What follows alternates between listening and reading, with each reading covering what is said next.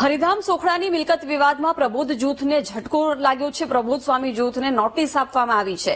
યોગી divine society અને Sokhda ધામે notice આપી છે। બાકરોલ આત્મીય વિદ્યાધામ અને અમદાવાદ આત્મીય વિદ્યાનિકેતનનો કબજો નથી છોડ્યો। પ્રબોધ જૂથને આ બંને મિલકત વૈકલ્પિક વ્યવસ્થા માટે અપાઈ હતી। વૈકલ્પિક વ્યવસ્થાની સુવિધા ન છોડતા યોગી ડિવાઇન સોસાયટીએ કાર્યવાહી કરી છે। સુપ્રીમ કોર્ટમાં અરજી કરતા કાયદાકીય પગલાં ભરવા કોર્ટે મંજૂરી આપી છે। મંજૂરી મળ્યા બાદ આણંદ સિવિલ કોર્ટમાં અરજી કરાઈ હતી। પ્રબોધ સ્વામી જૂથે પણ આણંદ સિવિલ કોર્ટમાં અરજી કરી હતી। રહેણાંક માટેના દાવામાં પ્રબોધ સ્વામી જૂથે વચગાળાની રાહત માંગી હતી।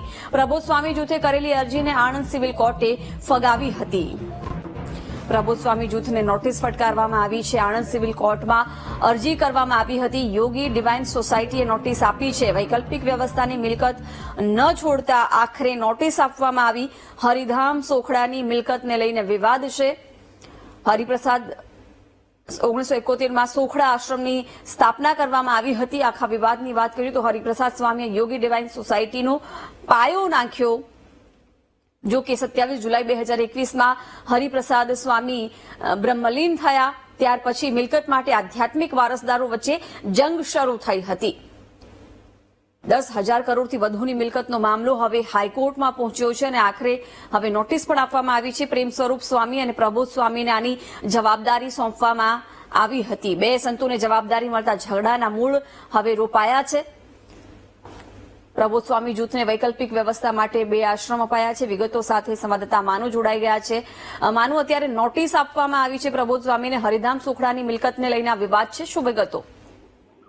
જિજ્ઞાસા, હરિધામ સોખડાની જે મિલકતનો આખો વિવાદ ચાલી રહ્યો છે, હરિપ્રસાદ સ્વામીના અક્ષરવાસ થયા પછી 2 જૂથો વચ્ચે આ મિલકતને લઈને વિવાદ ચાલી રહ્યો છે।